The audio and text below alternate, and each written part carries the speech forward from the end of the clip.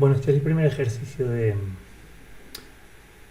examen de selectividad, ¿vale? De la EBAU de este año 2021. Bueno, vamos a intentar resolverlo.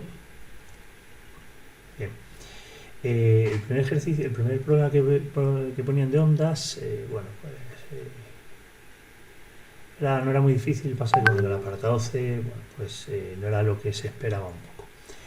Dice que tenemos una fuente situada en el origen de coordenadas, y nos dicen que x1 consideramos que son 0 metros, genera ondas armónicas que se propagan con velocidad, nos da la velocidad de propagación en la dirección del eje positivo, bueno, para el signo.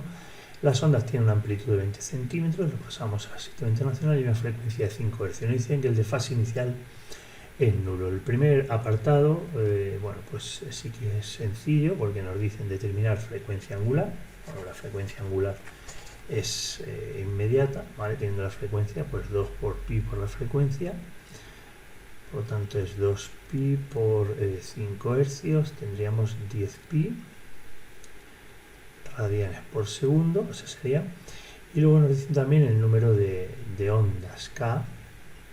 Bien, K lo podemos calcular como 2 pi partido de lambda. En principio no tenemos lambda, pero como tenemos la velocidad de propagación y tenemos la frecuencia, nosotros podemos calcular lambda como esa velocidad de propagación entre la frecuencia. La velocidad de propagación son 10 metros por segundo, partido de la frecuencia que son 5, nos dan 2 metros de longitud de onda, ¿vale? Esa es la longitud de onda que tenemos. Y metiendo aquí longitud de onda, 2 pi entre 2, nos queda que pi metros a la menos 1 va a ser K, ¿vale? El número de ondas. Bueno, con eso ya tendríamos el apartado A. Bueno, pues en principio este apartado no debería tener demasiada dificultad. El apartado B, bueno, pues tampoco mucho, porque nos dice escribe la función de onda y el valor que tiene en el punto para x igual a 10 y t 0,975. Bueno, sabemos que la función de onda en función de x y t va a ser igual a por el seno. Una de las formas de ponerlo sería el seno de omega t menos, ese menos es porque nos dicen que es en la dirección positiva, menos kx más fase inicial. Bueno, pues lo tenemos todo, ¿verdad? Y xt va a ser igual a la amplitud 0,2 por el seno de omega, que lo hemos calculado aquí, 10 pi por t, menos la k, que es pi, x, como dicen que la fase inicial es 0, pi. Bueno, pues este sería el apartado B. Tampoco, bueno, la primera parte, una vez que hemos calculado la función de onda, ahora nos dice que sustituyamos x igual a 10 metros. Ahora vamos a sustituir aquí x por 10 metros y el tiempo por 0,975 segundos.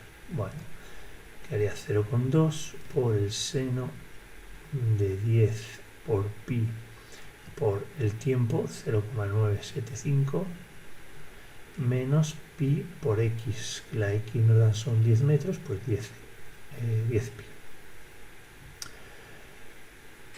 Ponemos la calculadora en radianes, no olvidar eso, y nos sale que el valor de i para en ese momento 0,975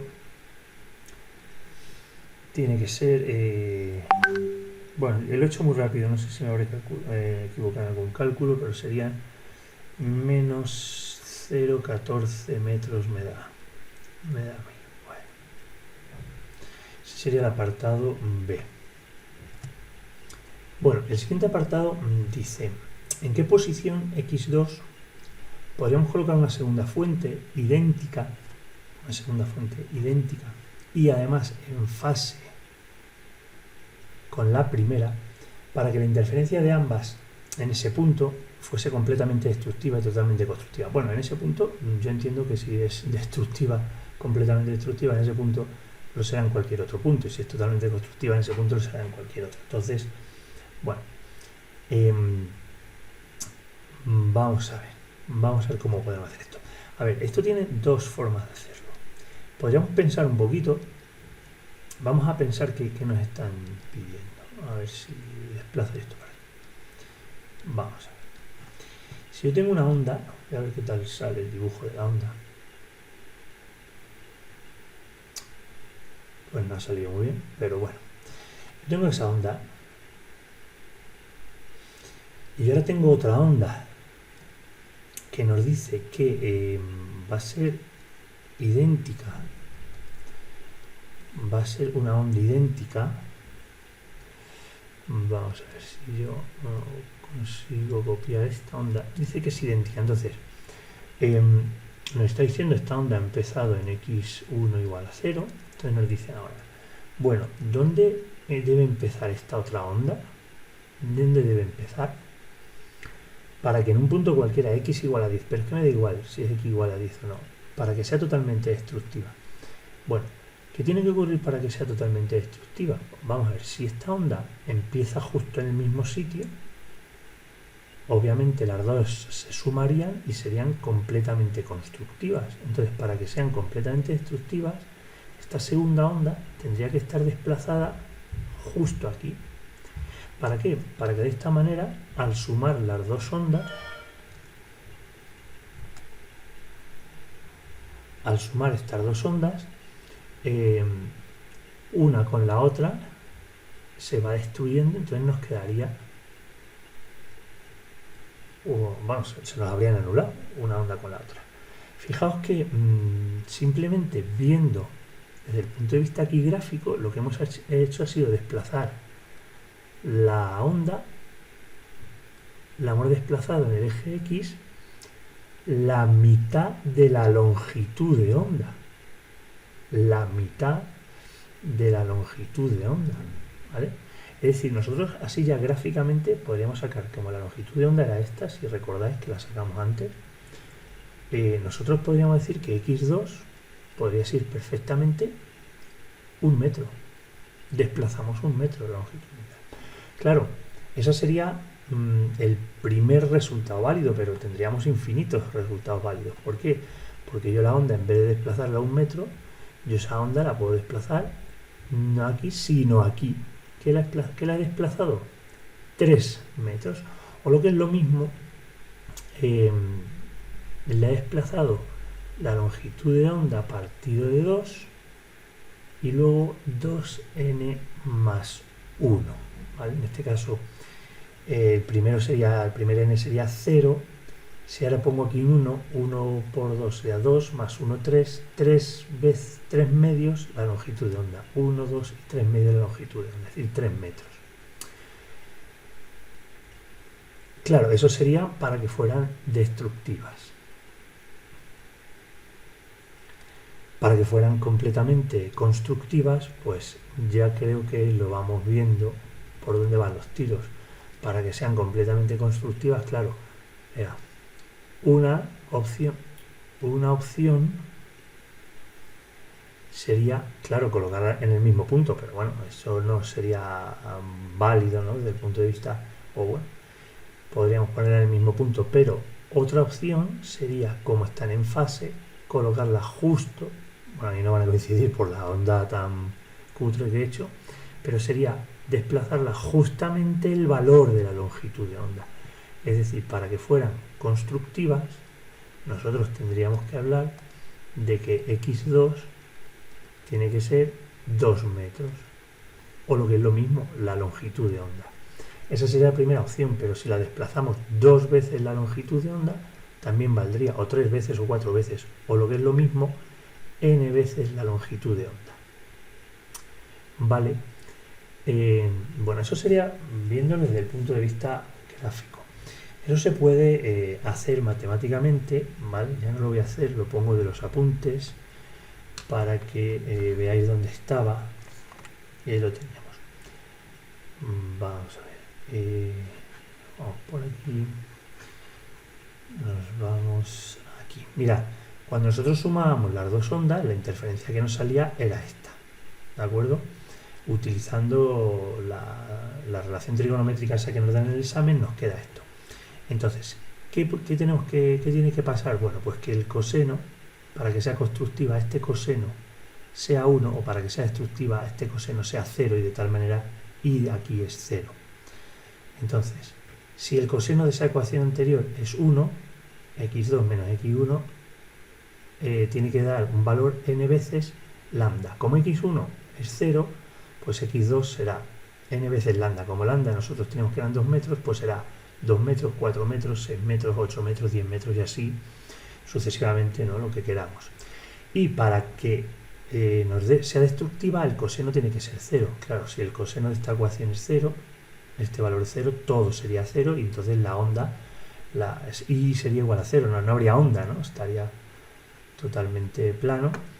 x2 menos x1, o sea, x1 vale 0, es el valor de x2, donde tenemos que poner la segunda fuente, tiene que valer 2n más 1, es decir, dicho de otra manera, un número impar por lambda medios, es decir, o 1 por lambda medios, o 3 por lambda medios, o 5 por lambda medios, que es justamente lo que acabamos de ver de manera gráfica aquí, ¿vale?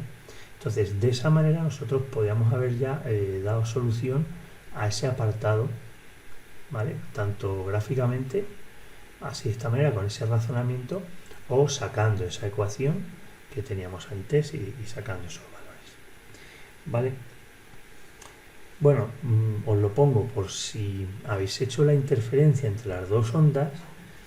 La interferencia entre las dos ondas, pues nos va a salir otra onda, ¿vale? Que es I igual a 2, bueno, por esa relación trigonométrica que tenemos, ese 2 sale de la relación trigonométrica, 2 por 0,2, que era la amplitud, por, en este caso, el coseno de A menos B partido 2, en este caso nos quedaba pi medios por x2 menos x1 por el seno de A más B partido de 2, que sería el seno de 10 pi t menos pi medios x1 más x2, bueno, aunque x1 en este caso, bueno, ahí lo tendríamos, ¿vale? Entonces, ya trabajando con este coseno, para que ese coseno valga o bien 1 para cuando son constructivas, o bien 0 para cuando son destructivas. De ahí sacamos esos valores de x, ¿vale? Bueno, pues era un poco razonar este apartado C, era un poco más complicadillo. La A y el B pues son sencillitos, ¿vale? Bueno, pues nada, ese sería el ejercicio o el problema primero que planteaban. Podríamos resolverlo así. Vamos a ver los siguientes. Bien, este segundo ejercicio de campo gravitatorio, bueno, realmente creo que es asequible, es muy asequible, ¿eh? Bien, dice que, bueno, que lanzamos desde el polo, será desde el polo norte o del polo sur, del polo. Bueno, estamos aquí. Eso es suponer que es la Tierra, ¿vale? Esto va a ser el radio terrestre. Bien. Y desde aquí lanzamos una nave. Lanza una nave con una velocidad, bueno, voy a llamar velocidad 1, porque va a ser la velocidad de que la lanzo desde aquí. Dice de 2,5 kilómetros por segundo, 2.500 metros por segundo. Bueno, dice que la lanza. No dice para nada que sea la velocidad de escape, ni nada, no. Puede despistar que nos dan este dato, y ahora para el apartado A no lo necesitamos de momento, pero bueno. Dice que se lanza, eso es lo que nos han dicho ahí. Apartado A. Determina la masa de la Tierra, sabiendo que el radio de la Tierra es de 6.370 kilómetros, lo ponemos en unidad del sistema internacional, 6,37 por 10 a la 6 metros, y que la aceleración de la gravedad, campo gravitatorio, es la intensidad del campo gravitatorio de 9,8 metros segundo al cuadrado. Nos dan por aquí abajo constante de gravitación universal como 6,67 por 10 a la menos 11 newton por metro cuadrado partido kilogramo cuadrado. Bueno, el apartado A no necesitamos nada de esto. Simplemente es recordar que la intensidad del campo gravitatorio, el valor, es G por la masa de la Tierra partido del radio de la Tierra al cuadrado. Entonces, si yo despejo de aquí la masa de la Tierra, me queda que será G minúscula por el radio de la Tierra al cuadrado partido de la constante de gravitación universal. Lo tenemos todo. No tenemos más que sustituir y si no nos equivocamos con la calculadora, bueno, pues pondríamos 9,8 por el radio de la Tierra, que hemos dicho 6,37 por 10 a la 6 elevado al cuadrado, dividido de G, que es 6,67 por 10 a la menos 11. Y ya sacamos el valor en kilogramos de la masa de la Tierra, que sale 5,96 por 10 a la 24 kilogramos. Bueno, además es un dato que, como seguro que lo habéis usado muchísimo en otros ejercicios cuando estabais estudiando, pues veis que es un dato fiable. Bien, ya tenemos el primer apartado. Nos dice el apartado B, determina hasta qué altura máxima sube antes de caer de nuevo sobre la Tierra. Es decir, esto nosotros lo lanzamos con esta velocidad, empieza a subir, bueno, el dibujo no está a escala, como podéis entender, pero bueno, y llegará hasta este punto, ¿vale? La distancia desde la superficie de la Tierra hasta ahí le voy a llamar h minúscula. Bien, ¿cómo hacemos esto? Por conservación de la energía mecánica, ¿vale? Voy a llamar a este punto el punto 2, por lo tanto la velocidad que tengo aquí será v2. Pero claro, ¿cuál es la velocidad que tiene aquí? Si es justo el punto donde llega hasta antes de empezar a caer, en ese punto exacto la velocidad van a ser 0 metros por segundo, ¿vale? Entonces, fijaos, tenemos el punto 1 y el punto 2. Como sabemos, en ausencia de fuerzas externas, nosotros vamos a tener que la energía mecánica en el punto 1 tiene que ser igual a la energía mecánica en el punto 2.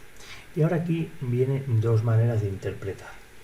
Fijaos, lo podemos hacer de una manera muy fácil o de una manera un poco menos fácil. La manera fácil es si yo ahora digo que mi sistema de referencia, la superficie terrestre, va a ser el 0. Si yo digo eso, entonces, ¿qué me quedará? Pues me quedará que la energía mecánica en 1 será la energía cinética en 1 más la energía potencial en 1 va a ser igual a la energía mecánica en 2, energía cinética en 2, más energía potencial en 2. Fijaos, si lo hacemos de esta manera es un problema de tercero o cuarto de la ESO prácticamente. ¿Por qué? Porque si es verdad que aquí en el punto 1 tenemos energía cinética porque tenemos cierta velocidad, pero como he considerado que esto es el 0, para mí en mi sistema de referencia no hay energía potencial, considero que ese es el 0. ¿Y cuál es la energía cinética en el punto 2? Como la velocidad es 0, no tenemos. Y sí tenemos energía potencial. Si os acordáis, nosotros esto ya poníamos como energía cinética 1/2 de la masa por la velocidad en el punto 1 al cuadrado, va a ser igual. Y acordaos que la energía potencial, en vez de poner como menos G por la masa de la Tierra partida de la Tierra, la podíamos poner en función de M y de la intensidad gravitatoria, la intensidad del campo gravitatorio, que es G, y por esa altura, esa diferencia de altura con respecto al 0. Entonces, fijaos, la masa se me va, no la necesito, de hecho no me la dan, y me queda, sustituyo, o bueno, despejo y luego sustituyo, como quiero saber h, la altura, me quedará que será v1 al cuadrado partido de 2g, esta g que ha pasado dividiendo y el 2 que está aquí. La velocidad en el punto 1, que son 2500 al cuadrado partido de 2 por 9,8. Haciéndolo así, sale una altura de 318.877 metros. Bueno, 318,8 kilómetros aproximadamente, 9. Fijaos, hay otra manera de hacerlo. es un pelín más enrevesada desde el punto de vista que tenemos que hacer más cálculos, pero bueno, alguien dice, bueno, pues mi sistema de referencia no va a estar ahí, mi sistema de referencia va a estar aquí, en el centro de la Tierra, ¿vale? Bueno, pues fijaos ahora cómo cambia. A ver, ahora en este caso, fijaos, yo lo podría plantear de la siguiente manera. Yo ahora digo que la energía mecánica en el punto 1, la energía mecánica en este punto, va a ser igual a la cinética más la potencial, pero claro, como el cero está aquí, ahora sí que hay potencial. Cinética en el punto 2 sigue sin haber, ¿vale? Pero ahora cambia. Fijaos, para agilizar un poco los cálculos, voy a llamar a toda esta distancia, le voy a llamar D, ¿vale? Distancia D, desde el punto máximo donde llega la nave esa que lanzan, hasta el centro de la Tierra. Entonces, ¿cómo quedaría esto? La energía mecánica en el punto 1. Aquí, ¿qué energía mecánica tenemos? La energía cinética, que va a ser 1/2 de la masa por la velocidad en ese punto al cuadrado. Y ahora, energía potencial, sí que hay, ¿vale? Porque estamos a una cierta distancia de nuestro cero. Entonces la energía potencial sería menos G por la masa de la Tierra, por la masa de la nave, dividido de la distancia, que es el radio terrestre. Y eso hay que igualarlo ¿a qué? Bueno, pues hay que igualarlo a la energía mecánica del punto 2. Como sabemos que cinética sigue sin haber porque aquí no hay velocidad, aquí que habrá, solamente habrá energía potencial. Pero claro, la distancia que hay ahora ya no es el radio de la Tierra, es el radio de la Tierra más h, que es lo que sube la nave. Y a eso le he llamado d. Por lo tanto, ahora quedará que la energía potencial ahí será menos g por la masa de la Tierra, por la masa de la nave, partido de lo que yo he llamado d, que realmente es la distancia de o sea, la suma del radio terrestre más la altura que sube la nave, ¿vale? Bueno, nuevamente, como nosotros tenemos la masa de la nave en todos los términos, yo me la puedo quitar, y ahora que esto ya es una ecuación, o sea, sustituir y despejar, me quedará que 1/2, y aquí, bueno, si tengo otros datos, 1/2 por 2500, la velocidad de 2500 al cuadrado, menos 6,67 por 10 a la menos 11 por la masa de la Tierra, que la sacamos aquí arriba, 5,96 por 10 a la 24, dividido el radio de la Tierra, que nos lo daban, 6,37 por 10 a la 6, es igual, sigo por aquí, a menos 6,67 por 10 a la menos 11 por otra vez 5,96 por 10 a la 24, dividido de esa distancia. Fijaos que es una ecuación de primer grado, bueno, muy fácil. Con mucho cuidado aquí resolvemos la ecuación. Bueno, y así por poneros algún paso intermedio, me queda que 3,125 por 10 a la 6 menos 6,24 por 10 a la 7 es igual a menos 3,97 por 10 a la 14 dividido de esa d. Si ya despejo y demás, sale que esa d es 6,7 aproximadamente, con los decimales y demás, por 10 a la 6 metros. Esa no es la solución ahora sería h, que h sería esa distancia d menos el radio terrestre. Es decir, 6,7 por 10 a la 6 menos 6,37 por 10 a la 6. La h, es decir, hasta dónde sube. Haciéndolo de esta manera, bueno, como sabéis que arrastrando los decimales y todo eso, de esta manera me ha salido 327.595 metros, que bueno, es un resultado pues prácticamente muy parecido. Que os digo, la diferencia está en esos decimales. Fijaos, de esta manera es inmediato, muy rápido y muy aséptico, ¿verdad? Mientras que aquí, bueno, pues tenemos que hacer un poquito más de cálculo, más decimales, pero bueno, al fin y al cabo, en ambos casos hemos llegado a una solución similar, ¿vale? Bueno, pues de una o de otra manera, ahora ya para el apartado C, pues utilizamos ese dato, vaya. utilizamos ese dato para decir, calcula el valor de la aceleración de la gravedad en ese punto máximo. Es decir, ahora nos están pidiendo, oye, como nos estamos alejando, aquí, ¿cuánto vale G? Vale, voy a llamar G2 por diferenciarlo, ¿vale? Pero bueno, pues fijaos, utilizamos esta fórmula, ¿eh? Nosotros ahora ya cogemos, bueno, lo hago en rojo, C, G2, por llamarlo de alguna manera, será G por la masa de la Tierra dividida de, y ahora o bien este dato será el radio de la Tierra más h al cuadrado. ¿Que lo habéis hecho de esta manera? Pues ponéis el radio de la Tierra, le sumáis h. ¿Que lo habéis hecho de esta manera? Pues directamente podéis poner d, podéis poner este dato, porque es r más h, ¿verdad? O sea, de una o de otra manera, yo lo he hecho de esta primera y me sale 6,67 por 10 a la menos 11 por la masa de la Tierra que sacamos en un principio, que era 5,96 por 10 a la 24, dividido de 6,37 por 10 a la 6, más esos metros, 318.877, todo ello al cuadrado. Bueno, pues si hacéis todo eso con la calculadora, esa nueva gravedad en ese punto sale, claro, algo menos 8,88 metros partido segundo al cuadrado.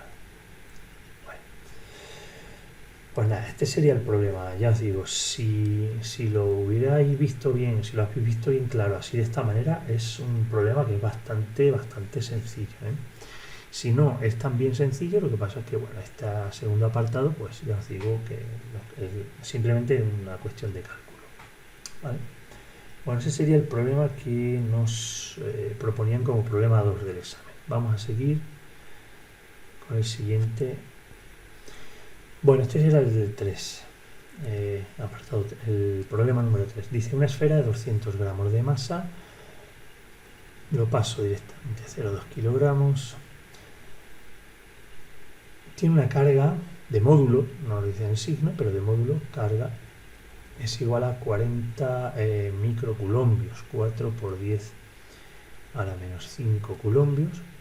Cuelga de un hilo ideal de masa despreciable. Se conecta en la región del campo eléctrico horizontal, este que nos marcan aquí en el dibujo. El valor del campo eléctrico es de 2 por 10 a la 5 voltios metro. Cuando se ha conectado, la esfera se mueve hacia la izquierda hasta topar, como dice aquí, con la pared, que ejercerá sobre la esfera una fuerza normal. Bueno, o sea, está tocando, está haciendo fuerza, por lo tanto una fuerza de reacción, que es la normal, aparece por esa fuerza, ¿verdad? Dice que el ángulo que forma este ángulo que nos marcan aquí es de 30 grados. Θ es igual a 30 grados. Bueno. Dice, realiza un esquema razonado con las fuerzas presentes en el sistema y determina razonadamente el signo de carga de la esfera. Bueno, lo primero de todo, el signo de la carga de la esfera. Si nosotros tenemos que el campo eléctrico va hacia la derecha, obviamente es como si estuviera generado aquí a la izquierda positivo. Si la esfera se ha ido hacia allá, quiere decir que es negativa, ¿vale? Es decir, la carga es negativa, ya eso de momento ya lo tenemos el signo de la esfera. Y ahora nos dice que hagamos el esquema de fuerzas. Bueno, pues un esquema de fuerzas, vamos a hacerlo. Vamos a ir dibujando. Lo primero de todo, el peso, ¿vale? Tiene masa, por lo tanto, vamos a dibujar el peso, siempre hacia abajo, ¿vale? Ese será el peso. Por otro lado, la normal ya no la han dibujado, o sea que, bueno, la refuerzo si queréis aquí, pero la fuerza normal ya está dibujada. Bueno, a ver si la dibujo bien. Bueno, será horizontal, completamente horizontal, ¿vale? Porque, bueno, es que el dibujo está un poco mal hecho porque es de una foto, entonces esto parece que está torcido, pero realmente debería estar recto, ¿vale? Y ahora, ¿qué más tenemos? Bueno, vamos a tener, si la esfera se está desplazando hacia la izquierda, es porque hay una fuerza que le está haciendo irse para allá. Y si hay una fuerza que le está haciendo irse para allá, vamos a dibujarla. Y esa fuerza que le está haciendo irse para allá es lo que vamos a llamar la fuerza eléctrica. Fuerza eléctrica que se genera porque tenemos una carga dentro de un campo eléctrico. ¿Y que tenemos alguna más? Pues sí, como tenemos esa cuerda colgando de esa bola colgando de una cuerda, pues vamos a tener una fuerza que va a ser la tensión, que obviamente va en la dirección hacia arriba, esa dirección de la cuerda y sentido hacia arriba, ¿no? Eso es la tensión. Bueno, eso sería explicado, razonado las fuerzas presentes en el sistema. No hay más, ¿vale? Le tendríamos el apartado A.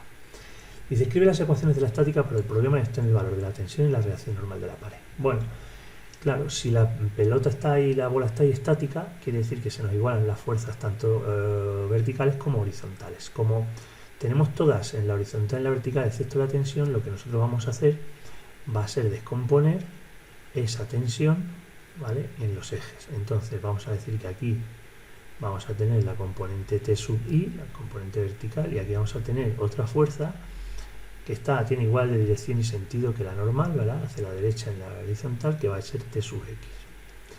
Bien, si el dibujo no es muy bueno, pero si estos son 30 grados, obviamente esto también son 30 grados, y por lo tanto podemos decir que Tx es T por coseno de 30, y por lo tanto Ti va a ser T por el seno de 30.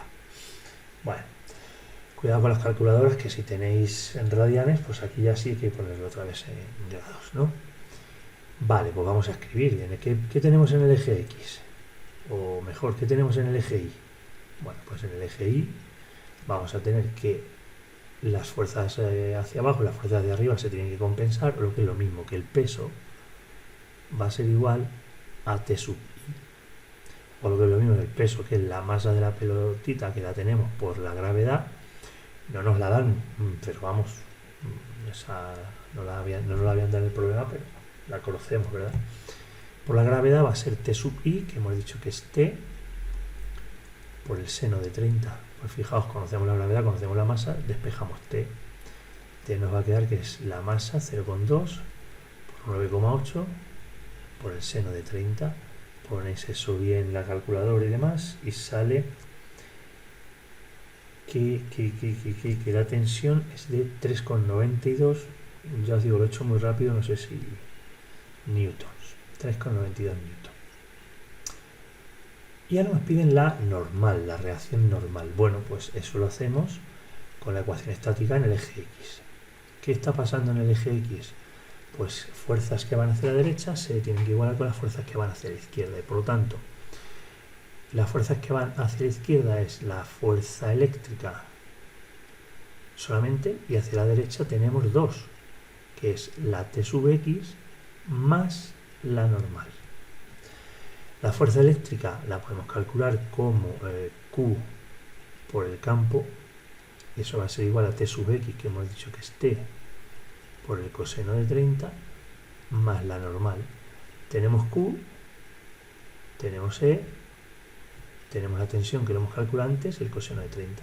Bueno, pues ya simplemente nos queda calcular 4 por 10 a la menos 5 por 2 por 10 a la 5 es igual a T, que lo calculo aquí, 3,92 por el coseno de 30, más la normal. Si hacéis todo esto y despejáis la normal, la fuerza normal, salen 4,6 newtons, me sale a mí.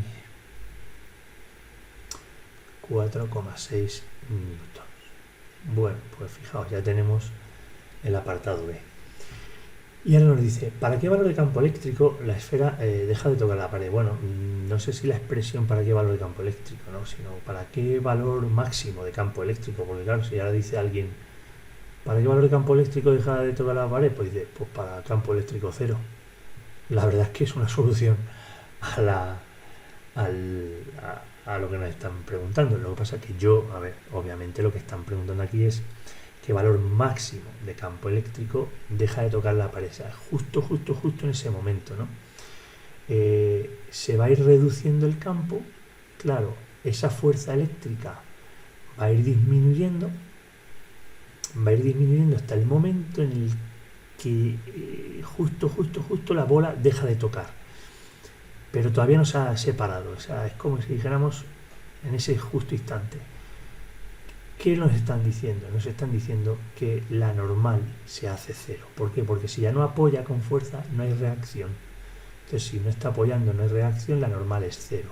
Es decir, vamos a plantear la misma, apartado C. Vamos a decir que ahora la fuerza eléctrica va a ser igual a T sub X más la normal, pero la normal ahora va a ser cero.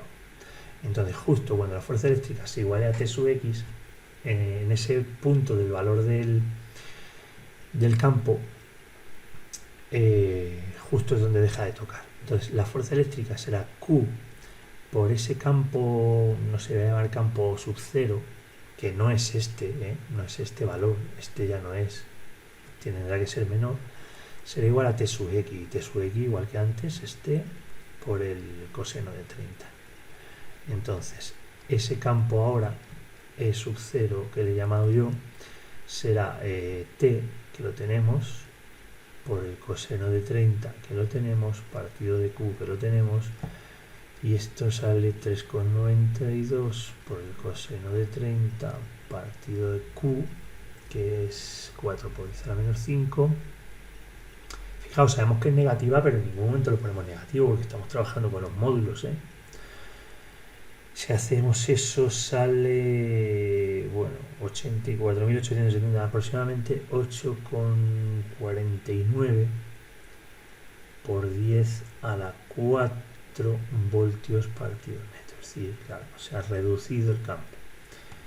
A partir de este campo y para valores menores ya la bola ya no tocará, o con este valor dejará de tocar en ese instante, y a partir de ahí pues ya se irá separando de la pared. Claro. Bueno, pues este era el tercero de los problemas que se planteaban, y nada, vamos a por el cuarto. Bueno, este es el ejercicio 4, que mezcla aquí un poquito de campo eléctrico, campo magnético. Bueno, dice, tenemos en el espacio dos regiones. Esta primera región, que nos dan la distancia, ¿verdad?, que es de 50 centímetros, 0,5 metros. Hay un campo eléctrico, y la intensidad de ese campo eléctrico nos dan 50 voltios metros dirigidos según el eje X negativo, así nos lo dan dibujado. Y en la segunda, muy gruesa quiere decir que no hay problema con la distancia, con el campo que hay ahí. Es un campo magnético dirigido hacia afuera, Z positivo, nos dice hacia afuera, lo estamos viendo aquí dibujado, de 5 militeslas, ¿vale? Ese campo va a ser de 5 por 10 a la menos 3 teslas. Bueno, y dice que lanzamos un protón, carga positiva, protón, con una velocidad de 100.000 metros segundo, 100 kilómetros por segundo, como se indica en el esquema. Dice, nos dan la masa del protón, 1,67 por 10 a la menos 27, y nos dan la carga del protón, que es de 1,6 por 10 a la menos 19 coulombios. Bueno, sin hacer ningún cálculo, el apartado A dice, razona qué trayectoria seguirá la partícula, indica en un dibujo el sentido de la fuerza que actúa sobre ella en los distintos puntos de trayectoria. Bueno, viene la partícula por aquí, entra en el campo eléctrico. ¿Qué va a ocurrir aquí? Bueno, como es un protón, su tendencia va a ser, el campo eléctrico va a generar una fuerza contraria a su trayectoria, o sea, en sentido contrario, ¿vale? Va a sentir una fuerza. Por lo tanto, ¿qué va a ocurrir? En todo este trayecto, la partícula se va a ir frenando. Suponemos que no se va a frenar del todo, porque si no, no entraría en el campo magnético, y nos dicen que entra, ¿verdad? Llegaría aquí con una velocidad menor que con la que ha entrado, porque se ha frenado en este campo eléctrico. ¿Y qué va a hacer aquí? Bueno, ahora tenemos que V va hacia la derecha, B va hacia afuera, va hacia nosotros, por decirlo así, hacia afuera de la pantalla. Por lo tanto, ¿hacia dónde se generará la fuerza? Bueno, pues si llevamos V sobre B, o si hacemos la regla de la mano derecha, nosotros vemos que el vector resultante es hacia abajo, y como es una carga positiva, por lo tanto la fuerza también va a ir hacia abajo. La fuerza magnética que se va a generar sobre ese protón va a ir hacia abajo, y por lo tanto, ¿qué va a hacer el protón? Se va a ir desviando de esta manera, ¿vale? Se va a ir desviando de esa manera. En todo momento esa fuerza magnética que se genera va a ir hacia el centro de un hipotético radio, ¿no? Que tenemos ahí de un hipotético centro, ¿verdad? Porque en todo momento esa fuerza va a ir cambiando porque va cambiando el vector velocidad, entonces va cambiando. Pero bueno, si dibujamos esto yo creo que se sobreentiende, entonces la partícula hace esa trayectoria. Bueno, pues esto explicándoselo de esta manera, me imagino que ya sería suficiente para el apartado A. Vamos a ver el apartado B.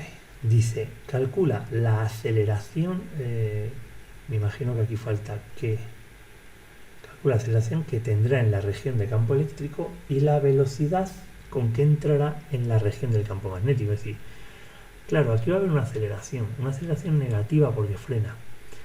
Y aquí va a haber una velocidad de entrada ya, esa velocidad vamos a llamar velocidad 2, por ejemplo, velocidad de entrada aquí al campo magnético. Bueno, vamos a ir por parte, vamos con la primera. Claro, esa fuerza que está frenando al protón, esa fuerza eléctrica, la podemos calcular como la carga por el campo. Esa es la fuerza que está frenando, ¿vale? En valores absolutos, no me voy a meter con signos. Pero claro, cuando nosotros aplicamos una fuerza sobre una masa, una cierta masa, le vamos a generar una aceleración, ¿vale? Y esa fuerza además es la que va a causar, según la segunda ley de Newton, pues esa deceleración. Entonces eso va a ser igual también a la masa por la aceleración. Entonces de aquí sacamos nosotros el valor de la aceleración, ¿vale? Bueno, puesto de otro modo, por si a lo mejor así no se ve, fuerza eléctrica es Q por E y esa fuerza es la que genera fuerza masa por aceleración. Entonces si igualamos las dos, porque la fuerza que se está encargando de provocar la aceleración, la fuerza eléctrica, es la misma, la podemos igualar y despejamos la aceleración. La aceleración de esta manera sale Q por E partido Q por E partido de la masa. Como lo estamos poniendo en valores absolutos, va a ser una aceleración positiva, pero claro, desde el punto de vista físico, la aceleración negativa porque frena el protón, ¿vale? Eso lo podríamos explicar aquí a un ladito y ya está. ¿Cuál es la carga? Bueno, pues 1,6 por 10 a la menos 19 coulombios. ¿Cuál es el campo? Pues el que nos daban por aquí, 50 voltios metro. ¿Cuál es la masa? 1,67 por 10 a la menos 27. Cogemos nuestra calculadora y hacemos esa aceleración. Nos sale un número grande, pero claro, es la que hay. 4,79 aproximadamente por 10 a la 9 metros por segundo al cuadrado. Esa es la aceleración de frenado que va a sufrir el protón, ¿vale? ¿Con qué velocidad entra? Bueno, pues para calcular la velocidad aquí tenemos que hablar, en este caso tenemos que hablar de energía, ¿no? De variación de energía cinética y variación de energía potencial. Mirad, la variación de energía cinética que va a sufrir el protón ahí es igual a menos la variación de energía potencial, ¿vale? Entonces, si nosotros hacemos esto, nosotros llamamos a esta V1, un medio de la masa de ese protón por la velocidad final menos la velocidad inicial al cuadrado, tiene que ser igual a menos la variación de energía potencial. Bueno, ¿cómo sacamos de aquí esto? Bueno, pues esta variación de energía potencial la podemos calcular como Q por la variación de potencial. Y claro, aquí es donde tenemos que acordarnos de campo eléctrico, que decíamos que esa variación de potencial es el campo por la distancia, por la separación, ¿verdad?, entre un punto y otro. Entonces, de esa manera nosotros tenemos que esto es menos Q por el campo por esa distancia, ¿vale? De esta manera nosotros tenemos todo menos la velocidad final y la podemos calcular, ¿vale? Bueno, haciendo todos estos cálculos y demás, ya no me meto a hacerlos, poniendo en la masa del protón, que la tenemos, poniendo la velocidad inicial esos ¿Con qué velocidad entraba? Con esos 100.000 metros por segundo, 100 kilómetros por segundo, poniendo la carga como 1,6 por 19, poniendo el campo y tal, y la distancia en metros, 0,5 metros, sale que esa velocidad final o esa velocidad 2 que hemos llamado ahí, bueno, aquí llamamos final inicial y hay 1 y 2, pero bueno, esa velocidad 2, velocidad de entrada al campo magnético, al fin y al cabo, son 72.180 metros por segundo. Bueno, había que acordarse pues un poquito de todo esto. Pero fijaos, a mí se me ha ocurrido decir, oye, si no me acuerdo de esto, yo podría calcularlo de alguna manera. Bueno, pues si alguien no se acordaba de esto y podía recurrir a física de primero de bachillerato, utilizando las ecuaciones de la cinética, se puede calcular. Acordaos que la velocidad final, en las ecuaciones de cinética, bueno, esto aquí una anotación por si alguien... Teníamos unas ecuaciones que decíamos que la velocidad final era igual a la velocidad inicial de un móvil, ¿verdad? Más la aceleración por el tiempo. Teníamos otra que decíamos que x final era x inicial más velocidad inicial por tiempo más un medio de la aceleración por el tiempo al cuadrado.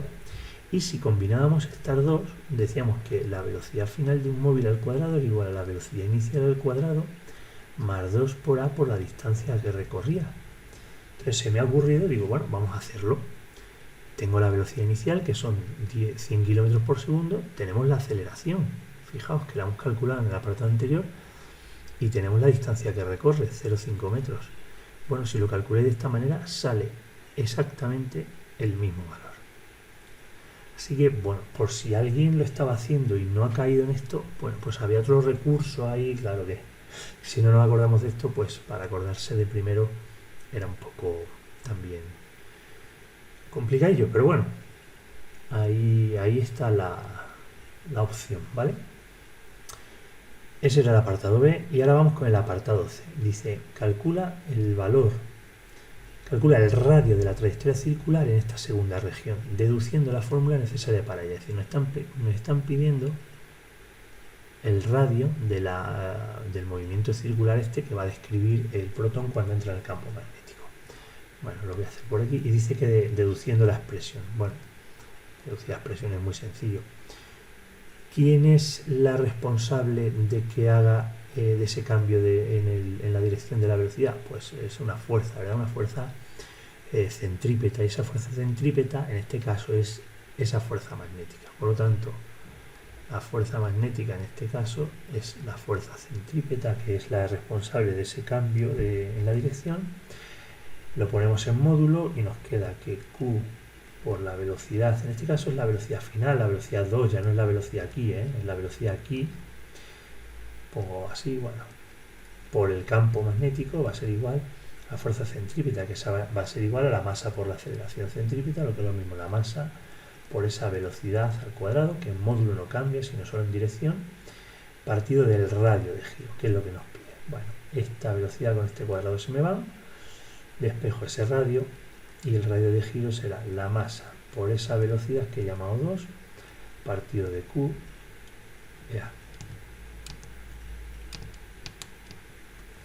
de Q por B. Pues esa es la expresión que nos piden deducir y ahora pues ponemos los datos. La masa la tenemos, bueno, ya nos vamos. Tenemos la masa, tenemos la velocidad, tenemos la carga, tenemos el campo.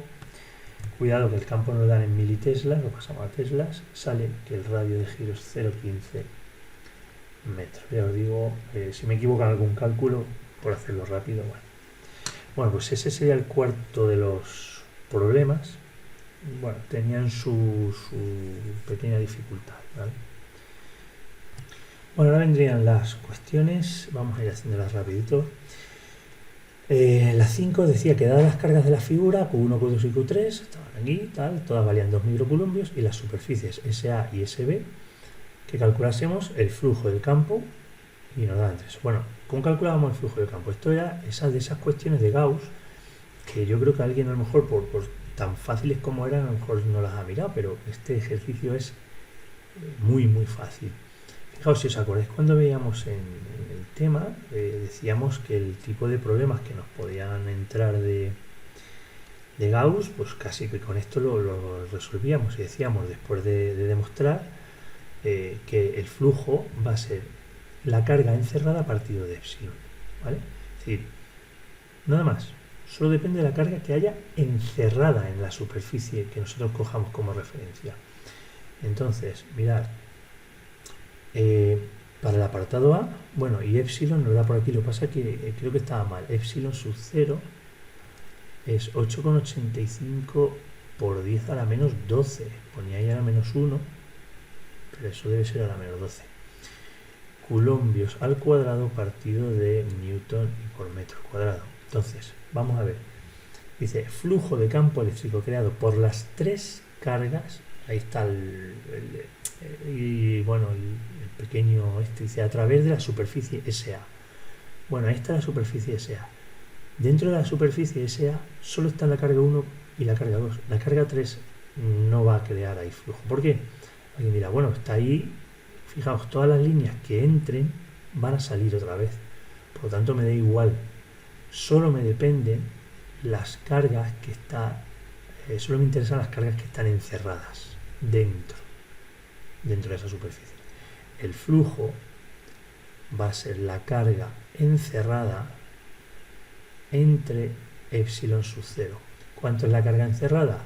Pues como cada una vale 2 microcoulombios y solo están la 1 y la 2, la 3 no cuenta en este caso, serán pues 2 y 2, 4 microcoulombios, 4 por 10 a la menos 6 coulombios, partido de epsilon sub 0, que hemos dicho 8,85 por 10 a la menos 12 coulombios cuadrados, partido en newton por metro cuadrado, y haciendo eso sale 4,52, si no me he equivocado, por 10 a la menos 6 por 10 a la menos 6 y las unidades pues newton metro cuadrado coulombo, ¿vale?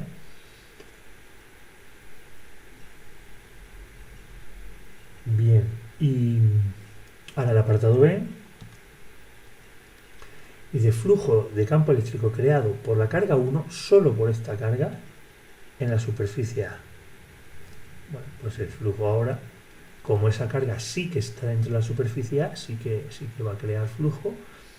La carga encerrada en este caso, partido de epsilon sub 0. Ahora, como solo me dicen la carga 1, es como si estas dos no contasen, pues 2 por 10 a la menos 6 coulombios, partido de 8,85 por 10 a la menos 12, coulombios cuadrados newton metro cuadrado, y esto pues bueno, si es la mitad, sobre la mitad, 2,26, ¿no? 2,26 por 10 a la menos 6 newton por metro cuadrado partido. Y el apartado C, este sí que es fácil, ya dice el flujo de campo eléctrico creado por la carga Q1 a través de SB. Fijaos, esto es la superficie B y la carga 1 está fuera, por lo tanto el flujo va a ser la carga encerrada, como no hay la carga 1 no está encerrada en la superficie B, es 0. ¿Vale? Bueno, pues esa era la cuestión. Creo que si hubiéramos recordado esto de Gauss, la cuestión es muy facilita. ¿Vale? Venga, vamos con el siguiente. Nos dice que en radioterapia se utiliza un radioisótopo que es el yodo 131 y sabemos que tiene un periodo de semidesintegración de 8 días. Nos pide el porcentaje que quedará después de 32 días. Bueno, nosotros tenemos una muestra inicial, por ejemplo, bueno, n, ¿vale? Y n sub 0, y va a quedar n después de 32 días, no sabemos. ¿Qué necesitamos calcular? Bueno, pues la constante. ¿De dónde sacamos la constante de desintegración? Pues del tiempo de semidesintegración. Recordamos que el logaritmo neperiano de n partido n sub 0 va a ser igual a menos esa constante por el tiempo. Si aquí n es la mitad de n sub 0, el tiempo es tiempo de semidesintegración, que es lo que tenemos. Por lo tanto, se nos queda que el logaritmo de un medio es igual a menos lambda por este tiempo, un medio, que es 8 días. Despejando de aquí lambda, sale 0,0866 y las unidades días a la menos 1. Una vez que tenemos la constante, volvemos a utilizar esto Lo que pasa es que ahora, en vez de, como queremos saber, dice el porcentaje que queda, bueno, pues vamos a ver la relación que hay. Lo paso quitando el logaritmo, nos quedaría n partido de n sub 0 sería igual a e elevado a menos lambda por t. ¿Cuánto es el tiempo ahora? 32 días. Bueno, pues lo calculo. N partido de n sub 0 va a ser igual a e elevado a menos lambda 0,0866 días a la menos 1 por el tiempo que son 32 días. Nos queda que n partido de n sub 0, si lo hacemos así, sale el 0,0625, si no me he equivocado. Eso sería lo que queda entre el total y, como nos dicen porcentaje, pues lo multiplicamos por 100, nos queda 6,25%. Eso será lo que nos queda a los 32 días de administrar esa dosis de yodo 131 que nos dice ahí, ¿vale? Bueno, pues otra cuestión de un punto bastante asequible. Vamos con la tercera, sí, con la 7, que en este caso nos dice, vamos a ver, la energía correspondiente a un fotón es de 6 por 10 a la menos 20 julios. Dice qué frecuencia tendrá. Bueno, nos dan la constante de Planck. H es igual a 6,62 por 10 a la menos 34 julios partido segundo. Sabemos que la energía va a ser igual a la constante de Planck por la frecuencia. Por lo tanto, la frecuencia, lo pones como F o como sigma, me da igual. F va a ser igual a la energía partido de H, es decir, 6 por 10 a la menos 20 dividido de 6,62 por 10 a la menos 34. Julio segundos, nos va a quedar en segundo a la menos 1, en hercios. Eso sale 9 por 10 a la 13 segundos a la menos 1 o hercios, que es lo mismo. Vale. Y ahora nos dice, ¿cuál será la energía que transporta un fotón cuya longitud de onda es el doble de ese valor? Bueno, había personas que decían, bueno, ¿el doble de qué valor? ¿De la frecuencia o el doble de...? Yo entiendo, querrán decir que ahora tiene un fotón una longitud de onda. Es el doble de este valor. ¿De este? O no, yo lo que entiendo es, si nosotros tenemos una energía 1, por llamarlo de alguna manera, que sería H, como ahora habla de longitud de onda, sería C partido de la longitud de onda 1. Si ahora tenemos una energía 2, que será H por C partido de lambda 2, entiendo que ese doble de este valor quiere decir que lambda 2 es el doble de lambda 1. Yo entiendo eso, ¿vale? Entonces, si nosotros relacionamos poniendo aquí que lambda 2 es 2 veces lambda 1, bueno, pues nos tiene que quedar que E1, o bueno, E2 partido de E1 va a ser igual a 1 medio, ¿no? Bueno, lo pongo, E2 sería H por C partido de 2 veces lambda 1 partido de H por C partido de lambda 1. Todo esto se me va y me queda que E2 partido de 1 será igual a 1 medio, o lo que es lo mismo, la energía 2 será la energía 1 partido de 2. Si la longitud de onda es el doble, la energía es la mitad. Si la longitud de onda es el doble, la energía es la mitad, ¿vale? Se presta a malas interpretaciones, yo creo, un poco el enunciado, pero bueno, en estos casos pues lo mejor es una nota al margen explicando lo que hemos entendido, ¿vale? Con esta explicación. Bueno, ese sería el 7, iríamos al 8. Bueno, el 8 es uno de estos ejercicios que vale lo mismo, vale un punto, igual que estos de anteriores que hemos hecho, pero que bueno, es un pelín más complejillo. Vamos a ver. Nos dice que se produce una explosión. Bueno, se produce una explosión, aquí. Dice que esa explosión libera una energía de 10 a las 7 julios en 5 segundos, en un tiempo de 5 segundos. ¿Vale? No es lo mismo en un tiempo que en otro para la potencia. Dice que el 50% de esa energía se convierte en ondas sonoras. Bueno, si el sonido se propaga formando frentes de ondas esféricos, es decir, tridimensionales, calcular la intensidad de la onda a 110 metros del foco de explosión. Si aquí, vale, pues vamos a calcular la intensidad de esa onda a 110 metros. Vale. Bueno, acordaos, onda tridimensional. ¿Cómo se calcula esa intensidad? Como la potencia dividida entre la superficie. Cuando es una superficie y es una onda tridimensional, son esféricas, obviamente esa superficie es esa esfera. Por lo tanto, tenemos que recordar que esa superficie son 4 por pi por r al cuadrado.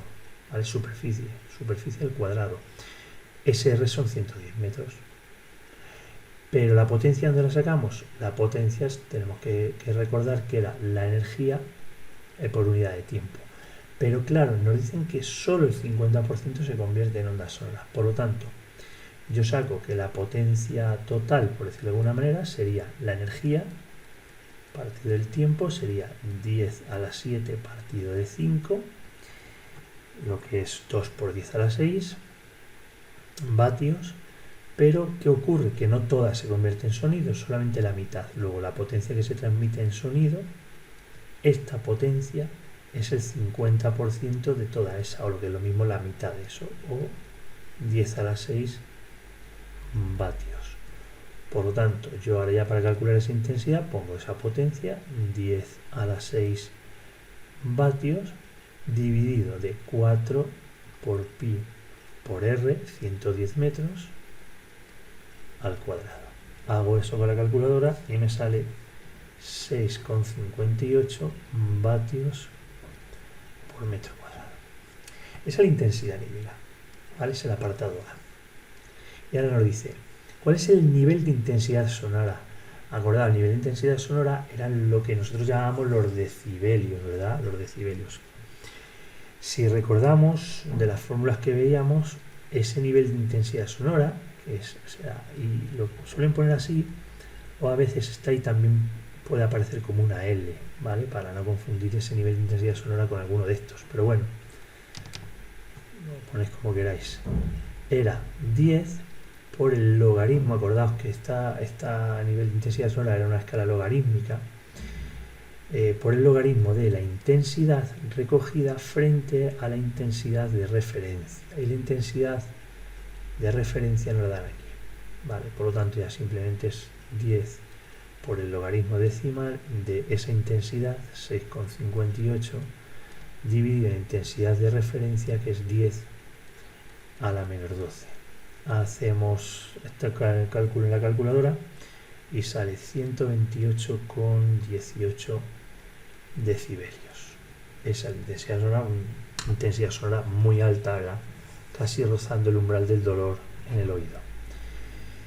Bueno, era una cuestión para acordarse puntualmente del tema del sonido. Bien, ese sería el 8 y bueno, vamos con el 9. Que lo tengo aquí también. Bueno, pues borro este y hacemos aquí mismo el 9.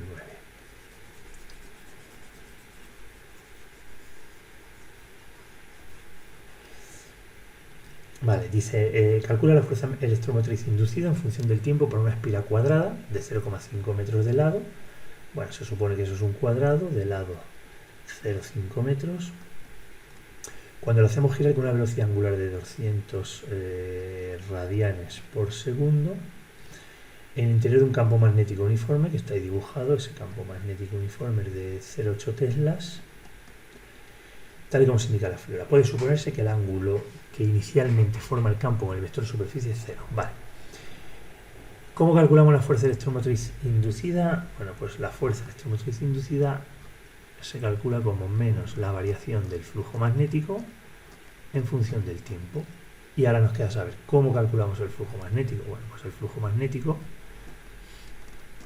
va a ser igual al valor del campo por el de la superficie, que en este caso son constantes, por el coseno del ángulo que forma en ese campo y esa superficie. Claro, como la superficie está girando, ese ángulo va a cambiar, y ese ángulo va a cambiar pues en función de lo rápido que gire esto y en función del tiempo, ¿vale? Entonces lo único que tenemos que hacer es poner ese ángulo en función del tiempo. Como nos dan la velocidad angular, sabemos que el ángulo recorrido en un cierto momento va a ser la velocidad que tenga por el tiempo.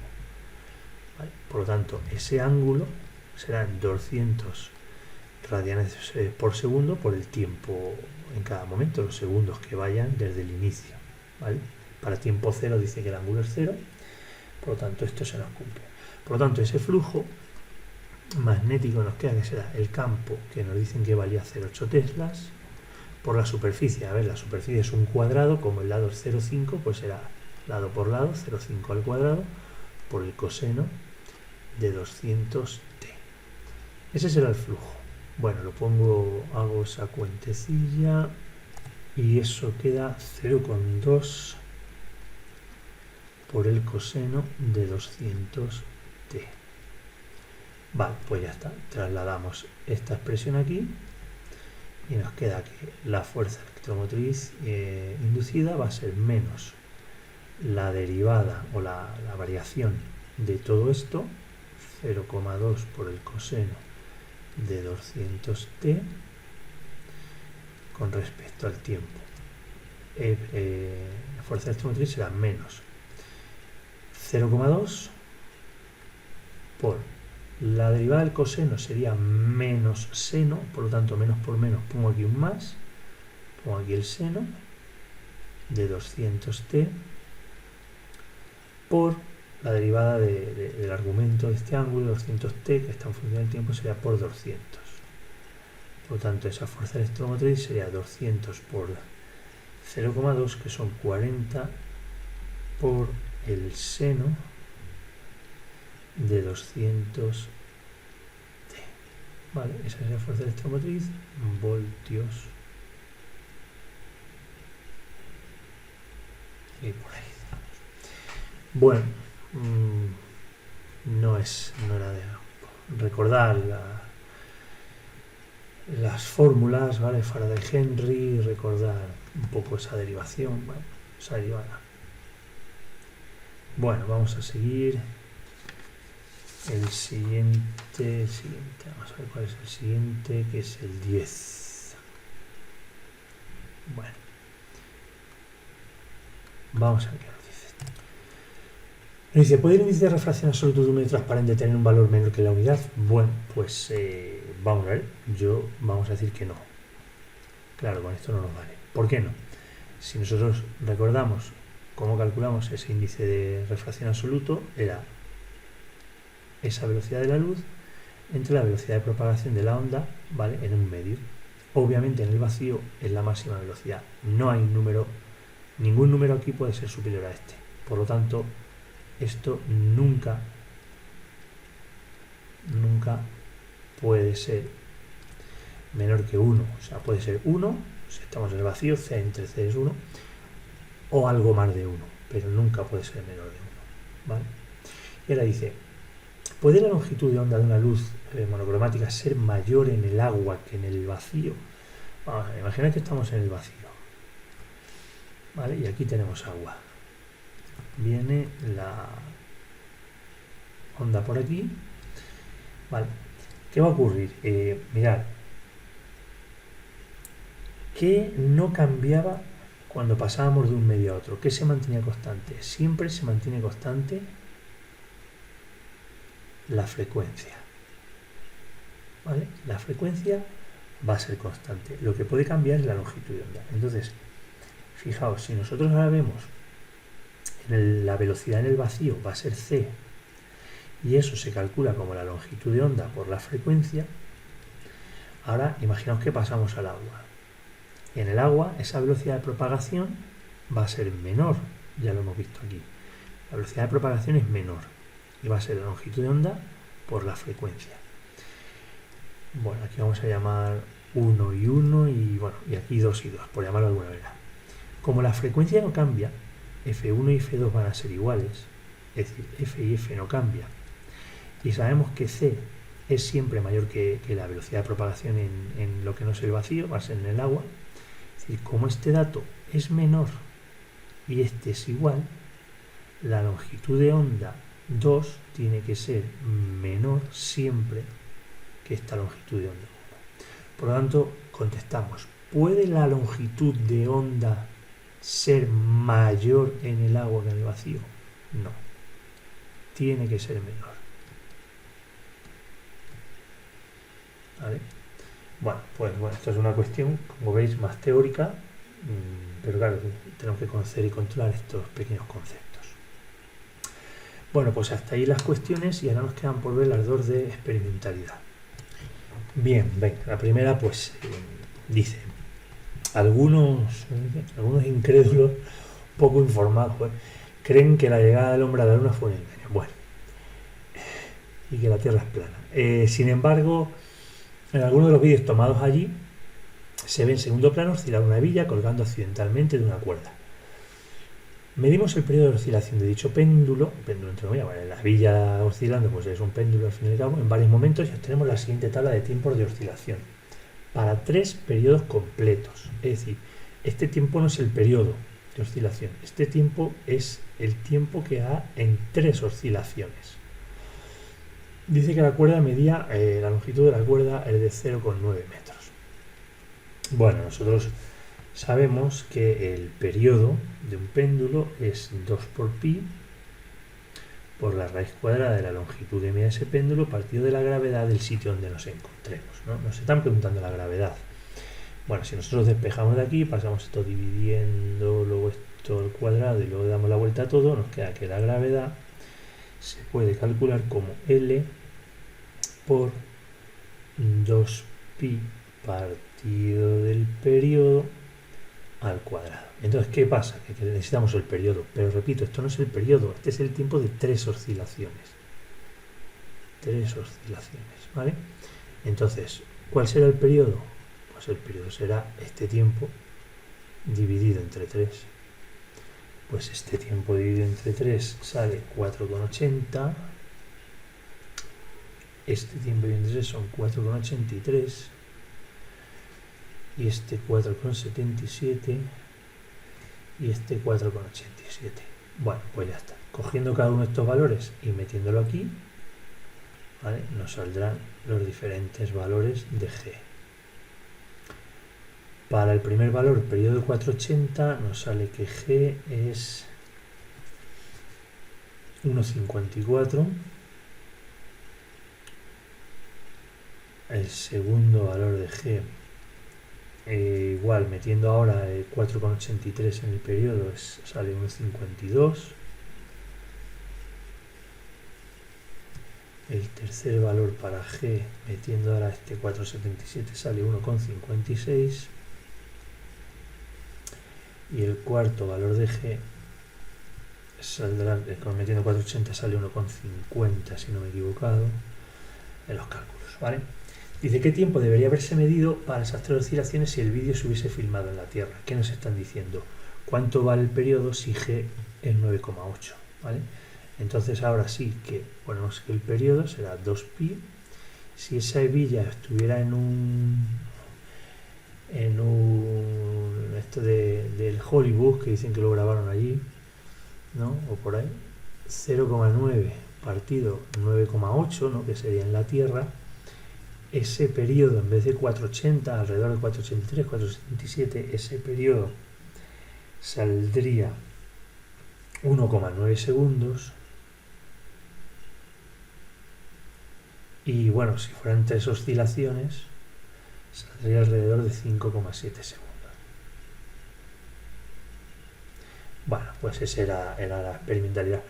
Seguramente esos incrédulos pues dirán que es que las imágenes que vemos están ralentizadas, ¿no? Que son en la Tierra, pero las han puesto a cámara lenta. Seguramente. Bueno, ese sería el 11. Y ahora quedaría ya el último, el 12, bueno, que este es un poco teórico.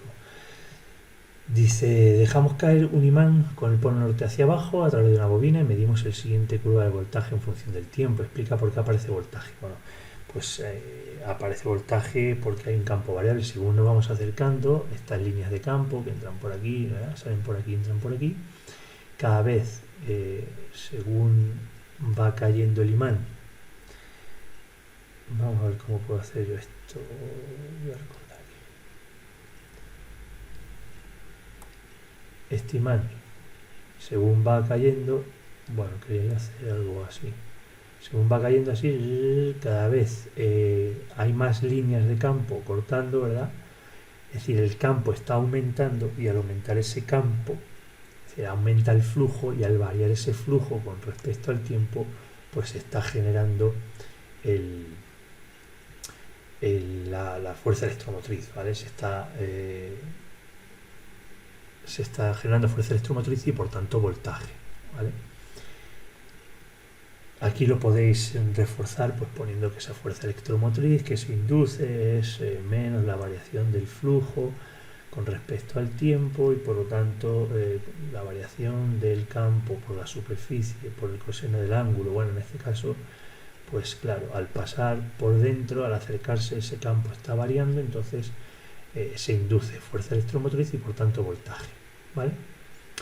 Dice, porque hay un pico positivo seguido de uno negativo, hay un pico positivo efectivamente seguido de uno negativo. Y bueno, pues, ¿por qué es eso?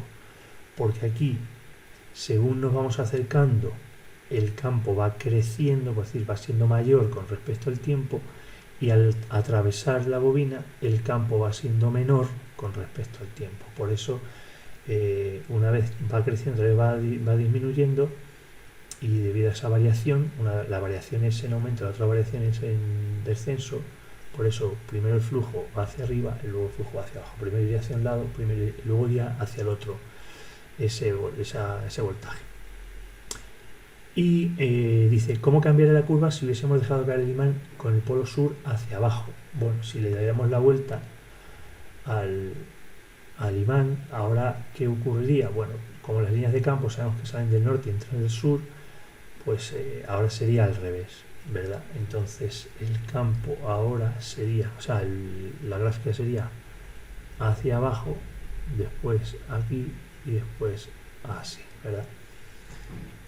Bueno, pues eso es una cuestión puramente teórica que podíamos haber hecho. Bueno, espero que os haya sido lo mejor posible.